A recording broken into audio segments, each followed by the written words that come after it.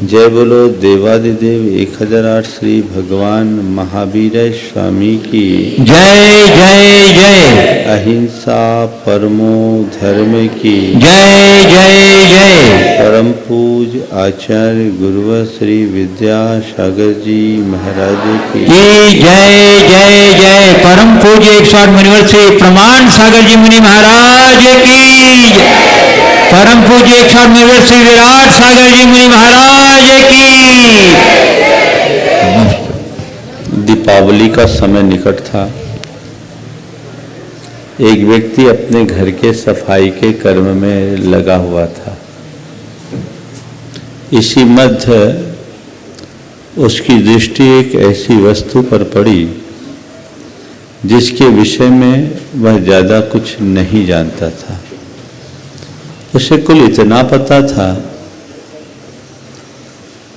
कि पिताजी कहते थे कि बेटे इसे संभाल कर रखना, है बड़े काम की चीज़ है। मेरे पिताजी ने मुझे ये संभलवाया है, मैंने इसे संभाल कर रखा है, तुम भी संभाल कर रखना। एक लंबा अरसा बीत गया। उसे लगा कि इतनी बड़ी सी चीज, लंबा चौड़ा स्थान घेरने वाली, इसकी कोई उपयोगिता प्रतीत नहीं होती।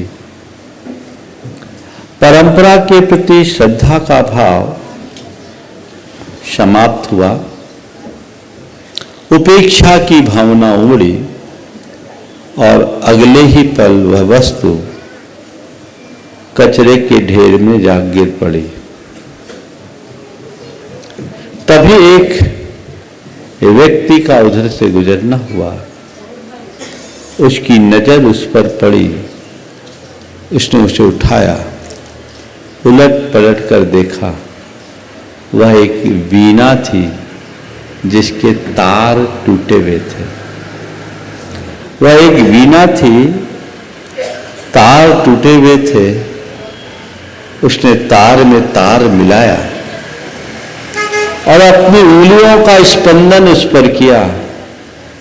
मधुर संगीत प्रकट हो गया।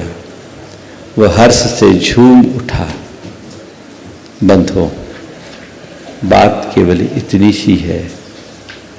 बीना तो पहले भी थी, बीना बाद में भी है। अंतर क्या हुआ? पहले वाला व्यक्ति उस वीणा के महत्व को जानता नहीं था, इसलिए वो चीज उसके लिए सिर दर्द बन गई थी। बाद वाला व्यक्ति उस वीणा को पहचानता था, उसके लिए वो संगीत बन गई। यही स्थिति हमारे जीवन की साथ है। हमारा जीवन संगीत भी है तो सिर दर्द भी है। जीवन को जानकर उसका सही उपयोग करो तो ये मधुर संगीत है, और न जान पाओ तो सिर दर्द।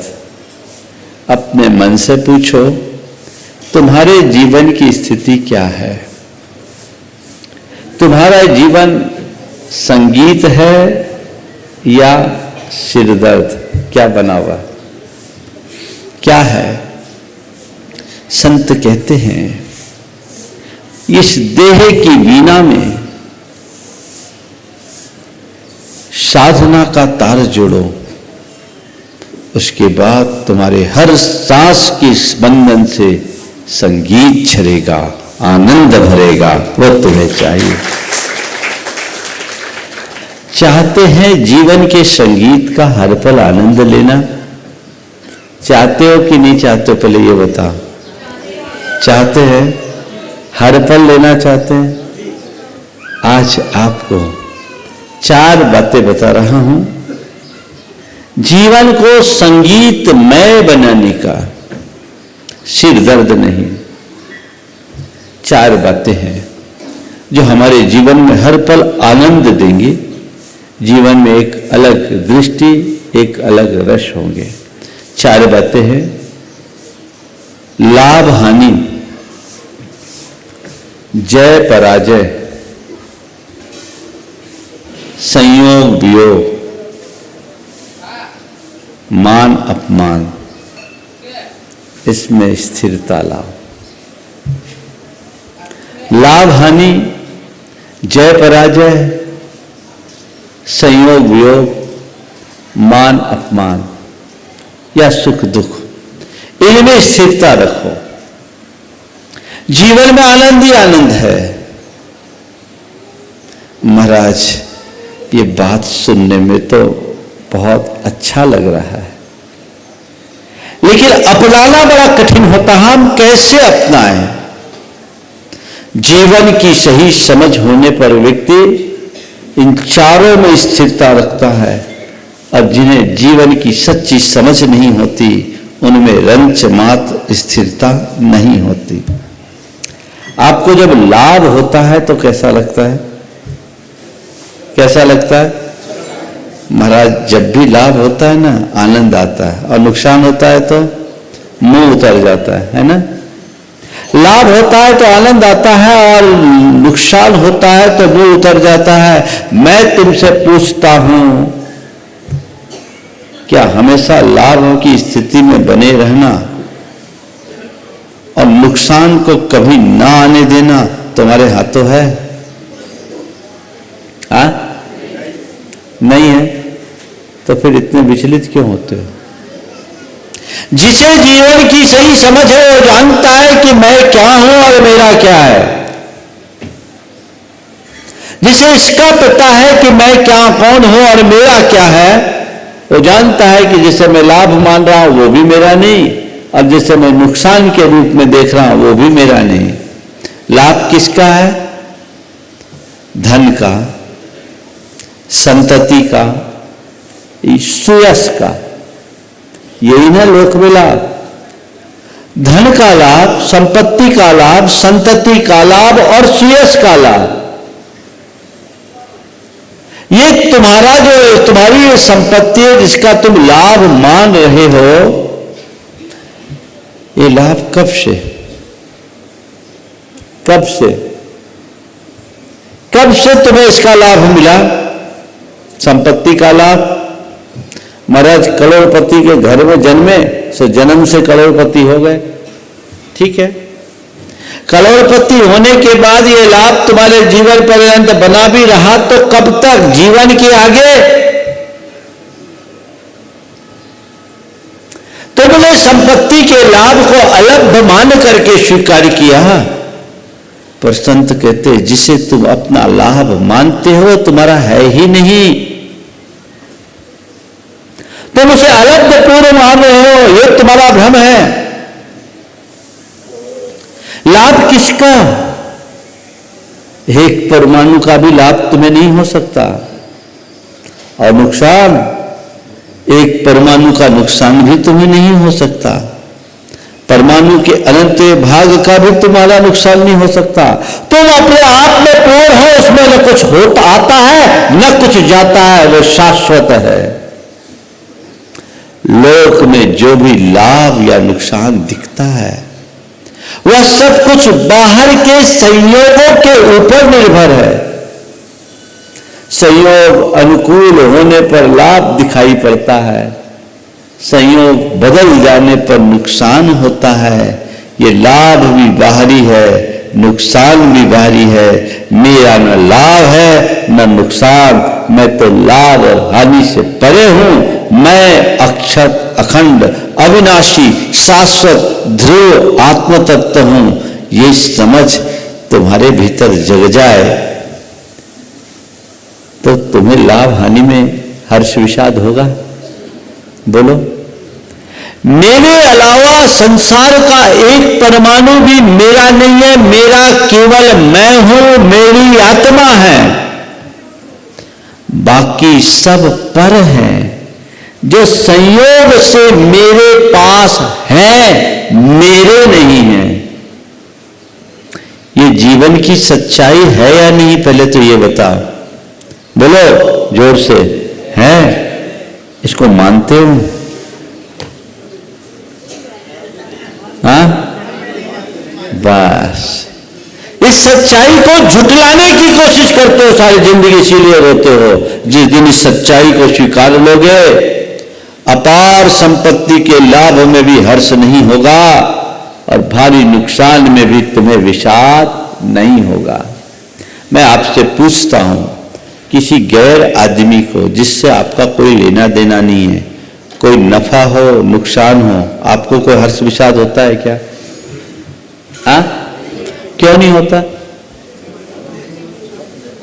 उसका फायदा है, उसका नुकसान, मुझे क्या लेना देना है ना, मेरा नहीं है।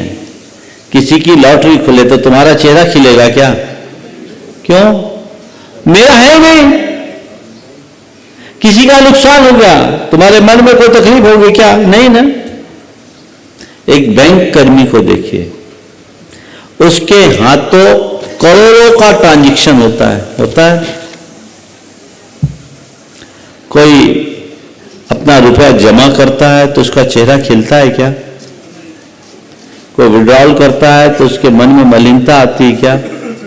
ये ठीक है, वो जमा करने वाला है, वो उठाने वाला है, वो उसका मालिक है, मैं तो केवल मैनेजर हूं।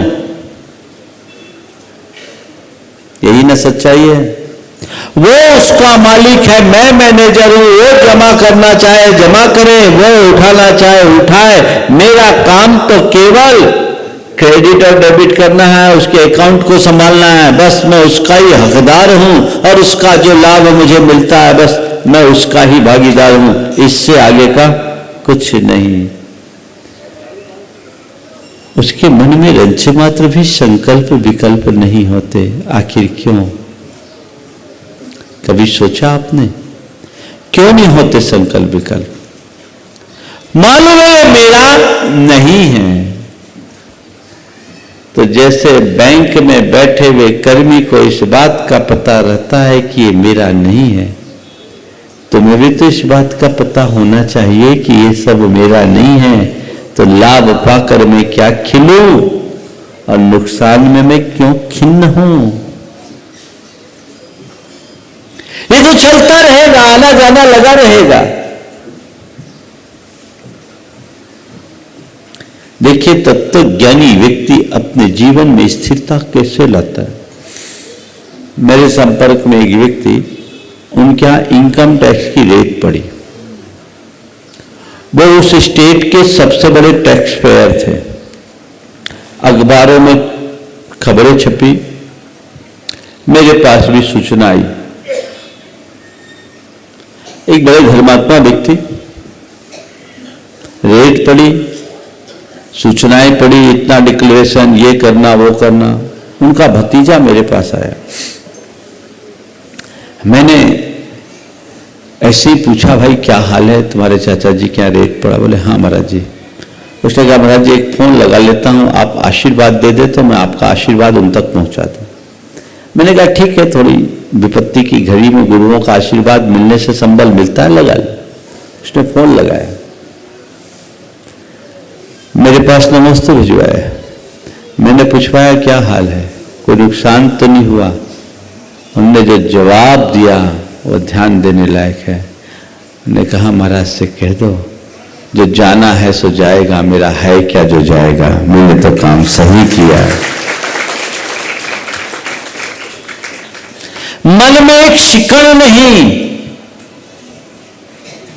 दूसरा होता, अक्सर लोग क्या करते हैं, हाय तोबा मचाते हैं, उसके बाद क्या उससे बचा लेते हैं। और आजकल तो आईटी डिपार्टमेंट का तो ये दस्तूर है, अगर पहुंच गए तो कुछ ना कुछ देना ही पड़ेगा, चाहे आप कागज में कितने पक्के हो। आज तक इनकम टैक्स डिपार्टमेंट ने किसी को ईमानदारी का प्रमाण पत्र नहीं दिया। कहीं दिया है क्या? सुना आपने कि आईटी वाले कहीं रेड करने गए हों और उसका सब कुछ अप टू डेट मिला हो और वो उनको सर्टिफिकेट दिए हों कि आप बिल्कुल ईमानदार हो, आपकी फर्म बिल्कुल प्रमाणिक हो? ऐसा नहीं, वो तो दस्तूर है। उनको डिक्लेरेशन करना पड़ा, किया, लेकिन वो बोलते कि महाराज ये डिक्लेरेशन जबरदस्ती का डिक्लेरेशन था, पर मैंने कहा चलो गया सो गया, देश के ही काम में आया, मेरा है क्या जो जाएगा। समझ ये चाहिए। और दूसरी तरफ मैं कोलकाता में था, वहां रोलैंड रोड में प्रवचन होता था। शाम के समय में नीचे पंडाल में बैठ के प्रतिक्रमण कर रहा था। एक बहन जी, एक अरबपति परिवार से संबद्ध बहन जी वहां बार बार चक्कर लगा रही थी, बड़ी बेचैन सी थी। मेरा प्रतिक्रमण करीब 20 मिनट तक चला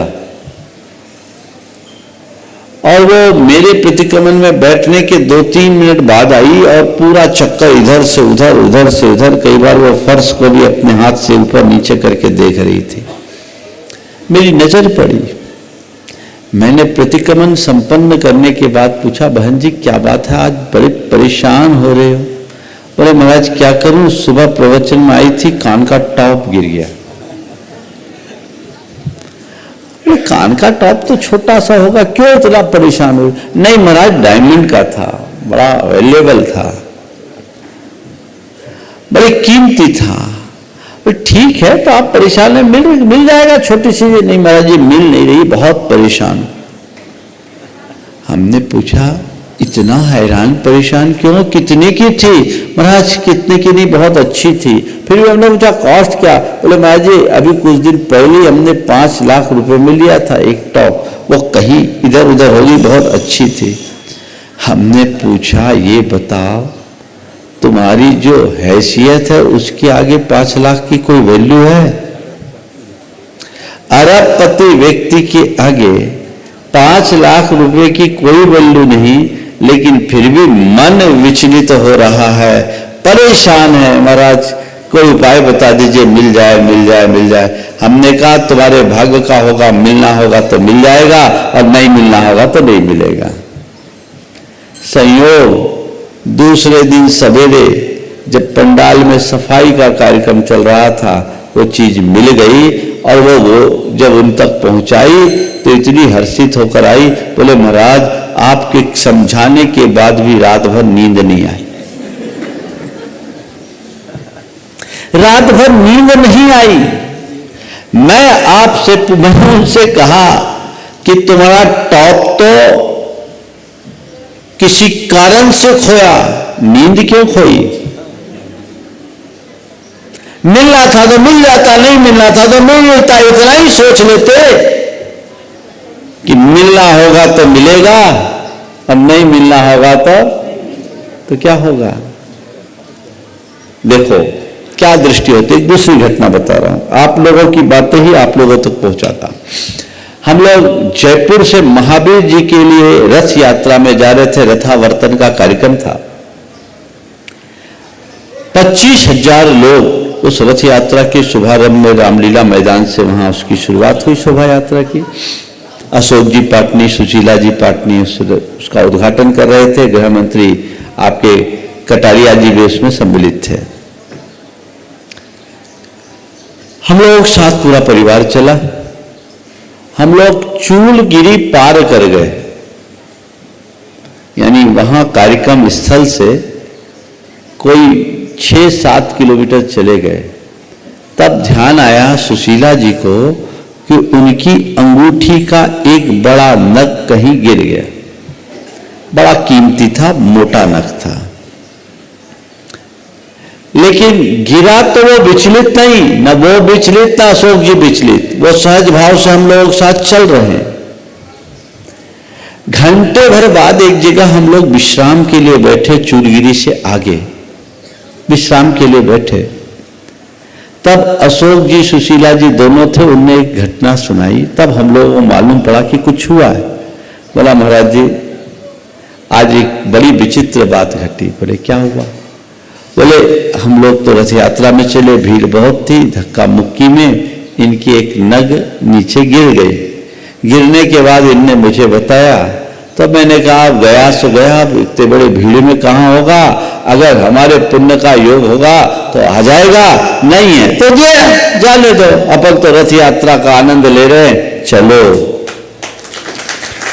अभी ताली मत बजाओ, ताली तो अब बजाना, जिसके लिए मैं सुना रहा हूं। और वो इतनी भीड़ में कहां खोजा जाए, लेकिन धन्य है उनके स्टाफ, उनका स्टाफ उसको खोजने में लगा और एक चौराहे पर धूल में लिपटे हुए मिला। 3 घंटे बाद वो नग मिल गया। कौन सा चौराहा था? वो चौराहा बहुत मशहूर चौराहा है एक अच्छी फर्म का। बोले वही जहां से निकले उससे करीब 200-300 मीटर के आगे एक चौराहा था और रेत में धूल में लिप्त पाया गया। कितने घंटे बाद? 3 घंटे बाद। उनने बोला अशोक जी ने कि महाराज पुण्य की कमाई थी, शायद इसलिए आ गए। तुम लोग पल पल में कितने ऊपर नीचे होते हो, सीख लो। सावधानी रखो, सतर्कता अपनाओ, लेकिन परेशान कभी मत हो। जीवन का रस तभी ले पाओगे, आनंद तभी ले पाओगे। तो पहली बात, लाभ और हानि में स्थिरता कब आएगी? आत्मज्ञान होगा, आत्मा और अनात्मा के ऊपर विश्वास होगा, पुण्य और पाप पर भरोसा होगा, कर्म सिद्धांत पर श्रद्धान होगा, तब तुम्हारे मन में कभी कोई विचलन नहीं होगा। वो मनोभाव अपने भीतर विकसित कीजिए, जीवन निहाल होगा। हमारे हाथ में है कि नहीं है? बोलो, है? पर क्या बताएं, लाभ हानि में संभाव रखने वाले तो बहुत दूर, पर्याप्त लाभ होने के बाद भी परेशान होने वाले लोग भरे पड़े हैं। पर्याप्त लाभ। एक दंपति मेरे पास आए, आज से करीब 12-13 साल पुरानी बात है। पति बड़ा उदास सा था। मैंने पूछा क्यों, क्या बात है? बोले महाराज लाख रुपए का नुकसान हो गया, लाख रुपए का नुकसान हो गया, बड़ा नुकसान हो गया। पत्नी वहीं बैठी थी। महाराज छोड़ो इनकी तो बातें ऐसी, ये नहीं कहते कि 2 लाख का फायदा हुआ। महाराज छोड़ो इनकी तो आदतें ऐसी बोलते रहते, ये नहीं कहते कि 2 लाख का फायदा हो गया। मैं सुनकर थोड़ा चकराया, मामला क्या? ये कह रहा है लाख का नुकसान हो गया, ये बोल रहा है 2 लाख का फायदा हो गया, मामला क्या है? तो पत्नी ने कहा महाराज कल ही इन्होंने 1500 के खरीद का चना 1900 के भाव बेचा, सो 2 लाख का फायदा हुआ। आज दाम बढ़ गया, 2100 हो गया, तो सवेरे से सिर फोड़ रहे हैं कि एक दिन और रुकते तो 1 लाख और मिलते। बोलो, ऐसा इंसान कभी सुखी हो पाएगा? बोलो। तो तुम्हें दुखी कौन बना रहा है? कोई दूसरा या तुम स्वयं? तुम्हें दुखी बनाता है तुम्हारा ज्ञान, तुम्हारा भ्रम, तुम्हारा मोह, तुम्हारी आसक्ति। इससे बाहर आओ। हर पल सुखानुभूति करने में समर्थ हो सकोगे। वो प्रयास और पुरुषार्थ घटित होना चाहिए। जीवन के क्रम को उसी अनुरूप आगे बढ़ाने का पुरुषार्थ होना चाहिए। आगे चलो। तो अब आज से क्या करोगे? कमाने और खोने में? हाँ महाराज, अब कमाए तो फिक्र नहीं, खोए तो फिक्र नहीं। दुकान खोल करके बैठ जाओ, जो लेना है सो ले, जो देना है सो दे। ऐसे ज्ञाता दृष्टा बन जाओगे? मैं ऐसा नहीं कह रहा हूं। कमाने का प्रयास करो, नुकसान से बचने की भी पूरी कोशिश करो, ये तुम्हारा पुरुषार्थ है। लेकिन पर्याप्त प्रयास के बाद भी कमाई न हो तो आंसू मत बहाओ, ये तुम्हारा भाग्य है। और खूब सतर्कता रखने के बाद भी नुकसान हो जाए तो रोना धोना मत करो, माथा फोड़ी मत करो, ये तुम्हारा भाग्य है। स्वीकार करो, स्वीकार करो। अगर हम एक्सेप्ट कर लेते हैं, आकुलता खत्म। हमें दुख तभी आता है जब हम ऐसे दुख प्रसंगों को स्वीकार नहीं कर पाते। एक्सेप्टेंस बढ़नी चाहिए। वो बढ़ जाए तो जीवन का मजा ही कुछ और होता है। तो लाभ हानि में स्थिरता रखो। दूसरा है संयोग वियोग। जय पराजय, चलो जीत हार। जीत हार, जीत क्या है? उपलब्धि का नाम जीत है, खोने का नाम हार है। कई बार जीवन में जीत हार होती है, हम आगे बढ़ जाते हैं, अपने आप को सफल मानते हैं, खुश हो जाते हैं, और कभी असफलता होती है, अपने आप को हारा हुआ महसूस करते हैं। देखिए, हारने से नुकसान नहीं है, अपने आप को हारा हुआ मानने से नुकसान है। संत कहते हैं जीत के लिए प्रयास करो, पर पूरी कोशिश करने के बाद भी यदि तुम्हें वांछित सफलता न मिले तो व्यथित मत हो। देखो आखिर तुम्हारी हार की वजह क्या है, उनके कारणों की समीक्षा करो और दोबारा पूरी शक्ति के साथ से जुट जाओ। तुम्हारी हार भी जीत में परिवर्तित हो सकती है। उससे लेकर घबराओ नहीं। लोगों के सामने जीत हार या जय पराजय को आप यहां सफलता और विफलता के साथ जोड़ सकते हैं। मनुष्य को थोड़ी सी सफलता मिलती है तो वो फूले नहीं समाता, और थोड़ी सी भी विफलता आती है उसे बर्दाश्त नहीं कर पाता। ये मनुष्य को तोड़ने का कारण बनती है। सफलता में इठला जाना और विफलता में घबरा उठना दोनों हमारी कमजोरी है, दुर्बलता है। सफलता कितनी भी हो इतराओ मत, ये मान करके चलो ये स्थायी नहीं है, और विफलता कैसी भी हो घबराओ मत, ये मान कर चलो ये स्थायी नहीं है। ये तो बाहर की सफलता है, बाहर की विफलता है, तत्वज्ञानी बनो। आज लोग किसमें सफलता मानते हैं? पैसा पालो, पावर पालो, पैकेज पालो, सफल हो गए, और इसमें कुछ कमी हो गई विफल हो गए। ये तो ऊपर की चीज है। जो आत्मश्रद्धा नहीं होता है वो चक्रवर्ती जैसे वैभव को भी अपनी सफलता का आधार नहीं मानता, उसे तृण की तरह त्याग देता है।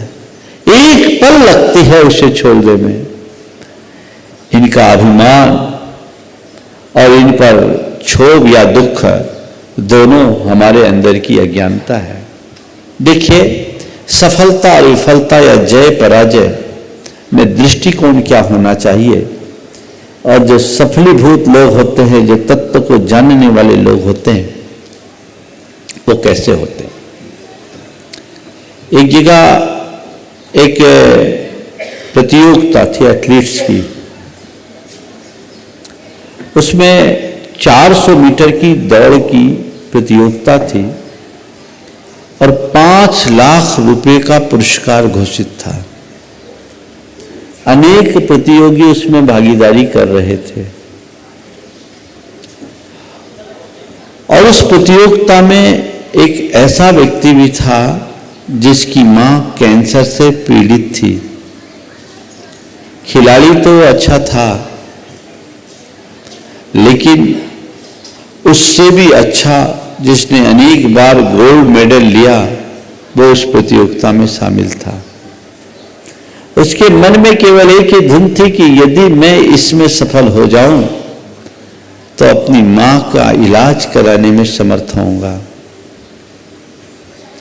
उसने अपनी मनोव्यथा किसी से नहीं कही, पर उस खेल में जो हमेशा विजेता रहने वाला युवक था, उसे उसकी मां की स्थिति का पता लग गया। हमेशा विजेता रहने वाले प्रतियोगी के मन में उसकी मां, प्रतियोगी को उसकी मां की स्थिति का पता लग गया। रेस चालू हुई, सब दौड़े, सबको पता था जीतना केवल उसे ही है, लेकिन दौड़ चली, सबने अपनी पूरी ताकत से दौड़ लगाई। आखिरी क्षणों में जो जीतने वाला प्रतियोगी था वो 10 सेकेंड पीछे रह गया और ये प्रतियोगी जीत गया, इसे 5 लाख का इनाम मिल गया। 10 सेकेंड पीछे रहा, वो प्रतियोगी जीत गया, उसे अवार्ड मिला, 5 लाख रुपए मिले, वो बड़ा प्रफुल्लित हुआ। लेकिन जब उसे बधाई देने लगे तो उसने कहा, ये प्रतियोगिता, ये रेस मैंने नहीं जीती, ये रेस इनने जीती है। ये अगर जानबूझ करके धीमे नहीं हुए होते तो मैं तो ये हार गया होता। इसलिए इस जीत का श्रेय मैं इनको देता हूं। वो हार के भी जीता है, मैं जीत के भी हारा हूं, लेकिन इस व्यक्ति ने सबका दिल जीत लिया है। अब मेरी मां की चिकित्सा इससे होगी। यह है एक दृष्टिकोण। यदि मेरे किसी नुकसान से किसी को लाभ होता है तो मुझे हार जाना भी अच्छा है, और मेरे जीतने से किसी का नुकसान होता है तो मुझे हार जाना भी अच्छा है। किसी के जीत से किसी का फायदा हो जाए तो क्या बुरा है, दृष्टिकोण ये रखना चाहिए। तीसरी बात, संयोग और वियोग। संसार में संयोग वियोग तो चलते रहते, हमारे हाथ में है। बोलो, सूरज उगता है तो डूबता है कि नहीं? कभी कोई ऐसा इस संसार में पैदा हुआ जो डूबते हुए सूरज को रोके कि नहीं तुम रुक जाओ, तुम चले जाओगे तो अंधेरा छा जाएगा, हम पसंद नहीं करेंगे, अंधेरे में हम कैसे रहेंगे, तुम रुको, तुम उगे रहते हो तो बहुत अच्छा लगता है। आज तक दुनिया के किसी कोने में ऐसा रहा जहां 24 घंटे तक सूरज उगा रहा हो? बोलो, दुनिया के किसी भी कोने में।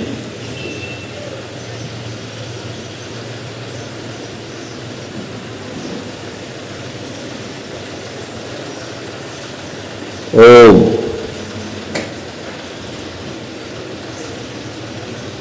शांति से कोने में कहीं पर भी ऐसा नहीं हुआ जहां 24 घंटे सूरज उगा हुआ हो, और सारा संसार इसको स्वीकारता है। सूरज के डूब जाने के बाद रोता नहीं है। रोता है क्या? क्या मानकर स्वीकार करता है? सूरज उगा है तो डूबेगा, और डूबा है तो उगेगा। ये संसार की रीत है ना?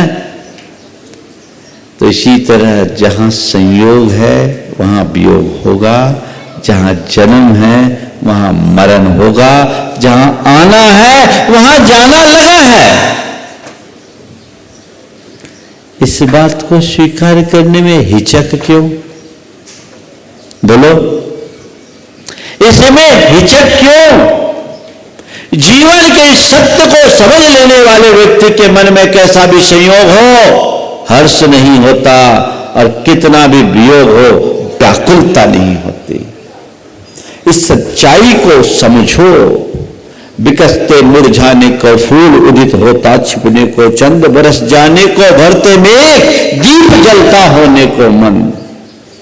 विकसते मुरझाने को फूल, उदित होता छिपने को चंद, बरस जाने को भरते में दीप जलता होने को मन। छलकती जाती है दिन रैन, लबालब तेरी प्यारी मीत, मौन होता जाता संगीत। क्षणिक है मत वाले जीवन। जीवन की सच्चाई को जानने वाले लोग कभी विचलित नहीं होते, कभी विचलित नहीं होते, क्योंकि वो मेरे हाथ नहीं है। न माया अमर है न काया अमर है, सब कर्म की छाया है। जब तक टिके तब तक टिके, नहीं तो सफाया, पल में सफाया। इस सच्चाई को स्वीकार करो। कभी मन विचलित नहीं होगा, दुखी नहीं होगे। देखिए, संयोगों की नश्वरता को जानने वाले संयोग वियोग में किस भांति स्थिरता रखते हैं और उनके जीवन में कैसे संगीत प्रकट होता है। मैं एक बहन जिनके पति की एक्सीडेंट से मृत्यु हो गई, जिस समय पति की मृत्यु हुई उनकी उम्र मात्र 32 वर्ष की थी। एक बेटा और कोई नहीं। पति की मृत्यु हुई, एक प्रकार का वज्राघात, लेकिन उस घड़ी वो तत्वज्ञानी महिला, उसने अपने आप को संभाला, परिवार को संभाला। उन्होंने इस घटना को स्वीकार किया और जब बात आई तो उन्होंने कुल इतना ही कहा, मेरे और मेरे पति का इतने ही दिन का साथ था, अब वो चले गए, उनको तो लौटा नहीं सकती। इस घटना से मैं रंचमात्र विचलित नहीं हूं, अपितु मेरे मन में इसको लेकर वैराग्य ही बढ़ा है। अब मैंने केवल एक बात तय कर रखी है, बेटा है, इसकी जिम्मेदारी को आगे बढ़ाऊंगी और उसके बाद आत्म कल्याण के मार्ग में बढ़ूंगी। इस घटना से मैंने एक ही निश्चय किया है कि अब मुझे दोहरी जिम्मेदारी निभाना है, अपने बेटे को मां के साथ पिता की भी भूमिका देनी है ताकि मेरे बेटे की परवरिश अच्छी हो। पिछले वर्ष जब हमारा रतलाम चातुर्मास था, अगस्त महीने में नांदेड़ के विजय विद्या काशलीवाल है, उनका 25 साल का बेटा रोहिल 1 महीने पहले ही उसकी शादी हुई थी, जुलाई में शादी हुई थी। और उस बेटे की अचानक हार्ट फेल होने से दुकान में बैठे बैठे देखो कैसे मौत आती है। 25 साल का होनहार युवा, बड़ा प्रतिभाशाली, जुड़ावा गुरैतन के शिरोमणि संरक्षक है वो परिवार, दुकान में बैठा है, वाउचर काट रहा है, पैसा लेकर के ड्रॉवर में रख रहा है और बस बैठे ही बैठे चला गया। पूरा सीसी कैमरे से जो फुटेज आए उसको देखकर सब हैरत में रह गए। 5 सेकेंड का खेल, जैसे कोई ने लाइट ऑफ कर दिया हो, चला गया। आप सोच सकते जिसका एक ही बेटा हो, महीने भर पहले जिसका विवाह हुआ हो, वो अचानक ऐसे चले जाए तो क्या स्थिति होगी। लेकिन मैंने देखा उनके धैर्य को, उनके संबल को। अनिल जैन साहब उनके घर गए भी थे, उन्होंने उस स्थिति में न केवल खुद को अपितु बहू को भी संभाले रखा, स्थिरता रखी। और उसके बाद जब उनका शोक पूरा हुआ, मेरे पास आए, उनमें उनकी बहू भी थी, उससे बात की तो उन्होंने यही कहा, महाराज आप लोगों से हमने यही जाना है कि हमारा और उसका इतने ही दिन का साथ था, अब क्यों रोए, क्यों धोए। यही स्थिरता लाने की प्रक्रिया है। तुम आंसू बहाओगे क्या होगा, रो रो के अपना हाल बुरा करोगे क्या होगा, जाने वाला लौट आएगा क्या। धर्म को सुनने वाला धर्मी व्यक्ति कितना भी वियोग हो, वियोग जन दुख में दुखी नहीं होता, वो अविचलित रहता है।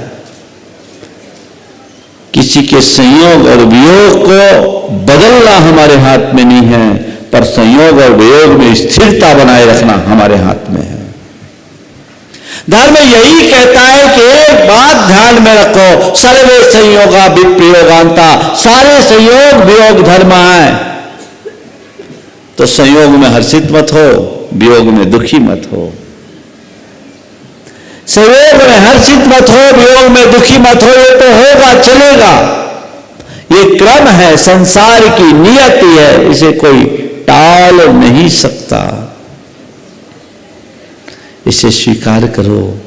और आखिरकार स्वीकार तो तुम्हें करना ही पड़ता है। करना पड़ता है कि नहीं करना पड़ता? पर कब करते हो? हार थक के। क्या? हार थक के स्वीकार करते हो। अरे भाई, पहले ही स्वीकार लेते तो ये दुर्दशा क्यों होती? इतनी माथा पच्ची करने की जरूरत क्या है? जीवन में जब भी कभी कोई अघट घटे तो उससे विचलित होने की जगह अपने आप को दृढ़ बनाने का रास्ता खोजो। आज वो लोग खुद स्थिर है, अपने बहू को भी स्थिरता बनाए हुए है, बहू में भी वही संस्कार है।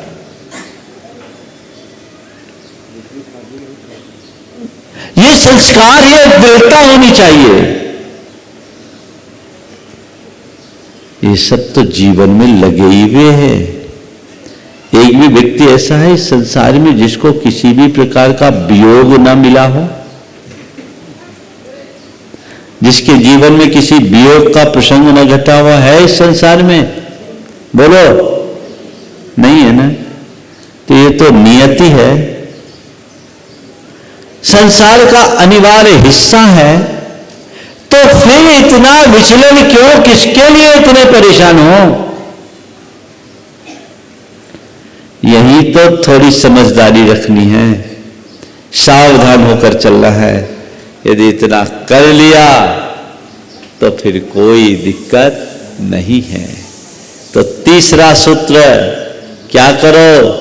संयोग और योग में स्थिरता रखो। और इस संयोग योग को कोई नहीं टाल सकता। देखो, श्री कृष्ण नारायण थे, उनका बेटा प्रद्युमन तदभव मोक्षगामी जी कामदेव, 6वें दिन उसका अपहरण हो गया। क्या? जन्म के 6वें दिन अपहरण। किसके बेटे का? कोई ऐरे गहरे का? किसका बेटा?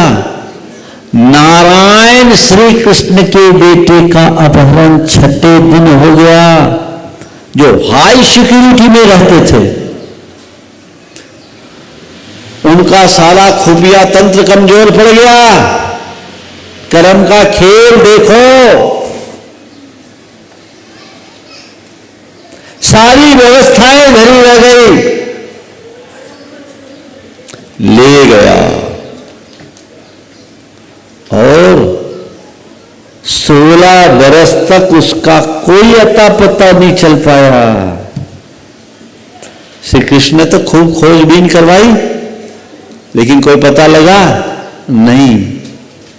सोच लो, नारायण श्री कृष्ण जैसे पुण्यवान आत्माओं के साथ भी ऐसा वियोग हो सकता है।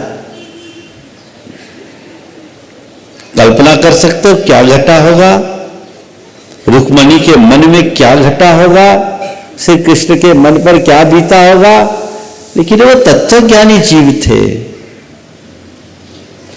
और भूल ही गए थे वे तो सब कुछ। पर 16 साल बाद भेद खुला और प्रद्युमन आकर के प्रकट हो गया, सहज रूप से स्वीकार हो गया। ये कर्म का खेल है। जब नारायणों के साथ ऐसा हो सकता है तो हम तुम सामान्य प्राणी किस खेत की मूली है? बोलो। इसलिए संयोग वियोग में क्षमता हो, स्थिरता रखो। संयोग वियोग तो लाभ हानि, जीत हार, संयोग वियोग। और चौथी बात, सुख दुख, मान अपमान या सुख दुख। सुख दुख ले लो, मान अपमान तो जय पराजय में आ जाएगा। सुख और दुख में भी स्थिरता रखो। अपने मन को पलट करके पूछो, जब सुख आता है तो क्या स्थिति होती है? महाराज हवा में उड़ने लगते हैं, और दुख आता है तो हवा खिसक जाती है। यही हाल है ना, एक में हवा में उड़ते हो, एक में हवा में खिसकते, हवा एक में हवा खिसकती है। अरे भैया, तुम किसको सुख और किसको दुख मान रहे हो? जिसे तुम सुख मान करके सुखी हो रहे हो और जिसे तुम दुख मान करके दुखी होते हो, वो है क्या? ये सब तो कर्म के खेल हैं। पंचेंद्रिय के विषयों के अनुकूल सामग्री किससे मिलती है?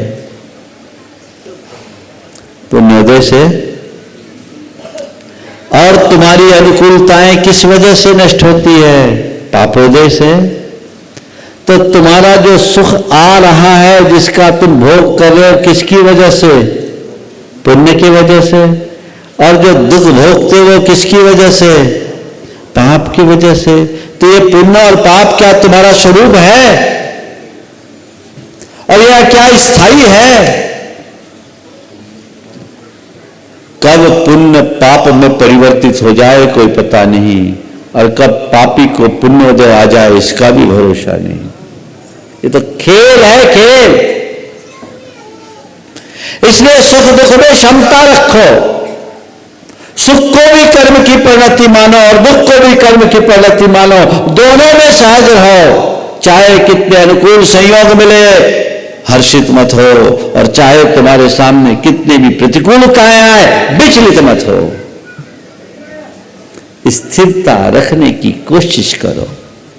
आप लोग बोलते हो, होकर सुख में मग्न न फूलूं, दुख में कभी न घबराऊं, इष्ट योग अनिष्ट योग में सहनशीलता दिखलाऊं। बस इतना ही तो दिखलाना है। इन दो पंक्तियों का भाव यदि आत्मसात हो जाए, जीवन निहाल हो जाए। लेकिन जब सुख होता है, क्या बात है! पुण्य के उदय में आदमी तो बोरा जाता है, वो सीधी मुंह बात ही नहीं करता। और जब पापोदय आता है, तब होश ठंडे होते हैं। इनका कोई भरोसा नहीं।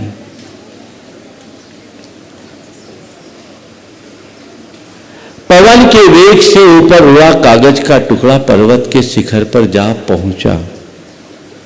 पवन के वेग से ऊपर उड़ा कागज का टुकड़ा पर्वत के शिखर पर जा पहुंचा। पर्वत ने कागज का स्वागत करते हुए पूछा, भैया यहां कैसे? पर्वत ने कागज का स्वागत करते हुए पूछा, भैया यहां कैसे? अपने दम पर और कैसे? कागज ने बैठ कर जवाब दिया, अपने दम पर और कैसे? तभी हवा का दूसरा झोंका आया और अगले ही पल वो कागज गटर में जा समाया। बस यही तुम्हारे जीवन की सच्चाई है। पुण्य का योग आता है, शिखर पर चढ़ जाते हो। पाप का प्रकोप आता है, गटर में सड़ जाते हो। शिखर से सतह में आने में एक पल की देर नहीं लगती। मैं ऐसे अनेक लोगों को जानता हूं जो कभी शिखर पर थे, आज सतह में हैं। और ऐसे अनेक लोगों को भी देखा है जो कल तक बड़े साधारण थे, आज शिखर पर है। ये तो खेल है जीवन का। इसलिए हवा में मत उड़ो। क्या पता कब हवा बदल जाए और तुम्हारी हवा खिसक जाए। भूलो इनको। मैं तो कहता हूं हवा में उड़ो मत, ये मानो ये सब हवा है, इनके चक्कर में मत पड़ो। अनुकूलता हो या प्रतिकूलता, सुख हो या दुख, सब हवा है, ऊपर ऊपर की चीजें हैं। इन पर स्थायी रूप से भरोसा करने का कोई औचित्य नहीं है। हमें इतना ध्यान रख करके चलना चाहिए। और यदि ऐसा ध्यान रखकर हम चलेंगे, तभी हम अपने जीवन को सही दिशा में आगे बढ़ा पाएंगे। हमारे हाथ में सब चीजें, हम दोनों में स्थिरता रखें। एक उदाहरण जो इस प्रसंग में अक्सर सुनाता हूं, आज नहीं सुनाऊंगा तो शायद प्रवचन अधूरा होगा, वो आज फिर से सुना रहा हूं। पहले सुन लिया होगा तो कोई बात नहीं, नहीं सुना हो तो सुन लेना, और सुन लिया तो अच्छी बात तो रोज सुननी चाहिए। देखो, तुम्हारे घर में अनेक प्रकार के मेहमान आते हैं कि नहीं आते हैं? स्वागत सबका करते हो? घर में कभी चाचा आए तो कोई व्यवस्था करने की जरूरत पड़ती है। चाचा है, घर के हैं, कोई चिंता नहीं, जो घर की रूटीन की व्यवस्था है उसमें वो सहभागी हो जाते हैं। आपको कोई एक्स्ट्रा अरेंजमेंट नहीं करना पड़ता है क्या? आराम से आते हैं और वो जाते हैं तो 10-20 दे के जाते हैं। लेकिन कभी जमाई आता है तो महाराज, जमाई बाद में आता, टेंशन पहले आता है ना। जमाई बाद में आता है, टेंशन पहले आता है। अगर घर में जमाई आने वाले हो तो अलग सब प्रकार का अरेंजमेंट करना पड़ता है। 4 प्रकार की सब्जियां, अलग से मिठाइयाँ और चीज़ों का अरेंजमेंट, सब आप उनके स्वागत सत्कार में बिछ जाते हो, और जाते समय टीका काढ़ के कुछ उनको देना भी पड़ता है। देते हो कि नहीं देते हो? हैं? देते हो। पर तुम घर में आए चाचा का भी स्वागत करते हो और जमाई का भी करते हो। जमाई को धक्का मार के बाहर निकालते हो कि यही तुम्हारे लिए इतना सब तामझाम करना पड़ेगा, करते हो? नहीं भाई, ये मेरे रिश्ते में है, जमाई है, स्वागत तो करना ही है। करते हो ना? दोनों का स्वागत होता है कि नहीं? बोलो जोर से। बस मैं तुमसे यही कहता हूं, सुख आए समझना चाचा आए, दुख आया समझ लो जमाई आया। स्वागत दोनों का करो, स्वागत दोनों का करो। ये पाठ है, जीवन का हिस्सा है। तो बंधुओं, जीत हार, संयोग वियोग, लाभ हानि, संयोग वियोग, जीत हार, सुख दुख, ये जीवन का पाठ है। और इसमें स्थिरता बनाए रखना जीवन की आर्ट है। बस वो आर्ट हमारे भीतर प्रकट हो जाए तो हर पल संगीत का आनंद है।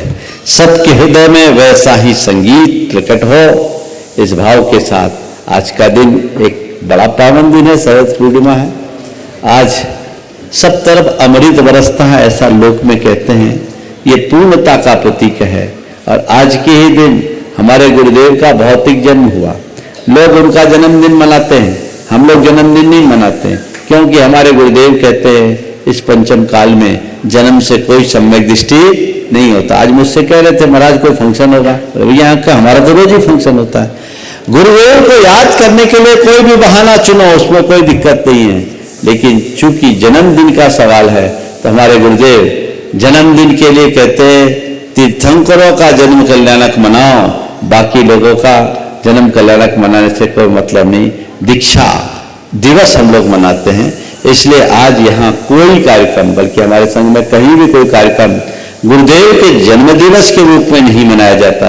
हाँ, गुरुदेव को याद करने के लिए आप सब लोग याद करते हैं। हम सब एक भावना जरूर हैं आज कि हमें गुरुदेव का सानिध्य इसी तरह मिलता रहे, वो युग युगांतरों तक उनकी आशीष छाया हमें मिले।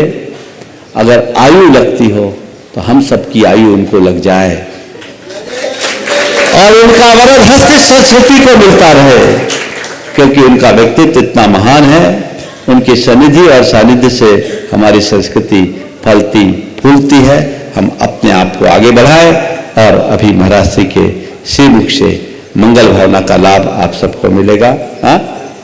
हाँ, कल सोमवार है, कल महाराज जी का लाभ आपको मिलेगा। कल हमारी छुट्टी रहेगी, आप सबको पता है। तो आज मैं यहीं पर विराम दे रहा हूँ। मैं देख रहा हूँ अनूप भाई यहाँ आए हुए हैं, आ जाओ। ये हमारे समाज के, आ जाओ, ये हमारे समाज की एक बहुत अच्छी प्रतिभा है। अभी IRS अधिकारी है और अभी इनकम टैक्स डिपार्टमेंट में कमिश्नर के पद पर कार्यरत है। समाज का एक होनहार युवा है। ऐसे युवाओं को आगे बढ़ने से समाज को अच्छी प्रेरणा मिलती है। मैं ऐसे आशीर्वाद देता हूं कि इसी तरीके से धर्म के मार्ग पर लगे रहो। चलिए, बोलिए परम पूज्य आचार्य गुरुवर श्री विद्यासागर जी महाराज।